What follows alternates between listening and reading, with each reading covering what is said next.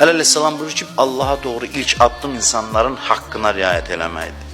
İnne rabbeke lebil mirsad. Kur'an'da ayet var. Senin Rabbin puskuda dayanıb.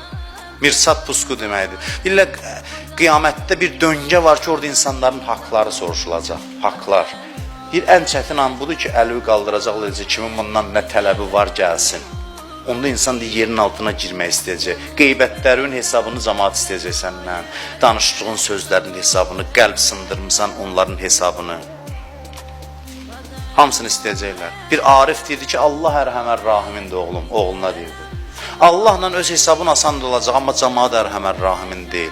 Cəmaat rəhimlərin rəhimlisi deyil. Cəmaat haqqını istəyəcək. Özdə halal elə qardaşım, burada deyirlər. Nə gəldi eləyirsə ki, halal elə qardaşım. Mən də deyirəm, mənə müraciət eləməyə heç ehtiyac yoxdur. Mən halal eləmişəm hamısını. Hamısını halal eləmişəm, amma yenə də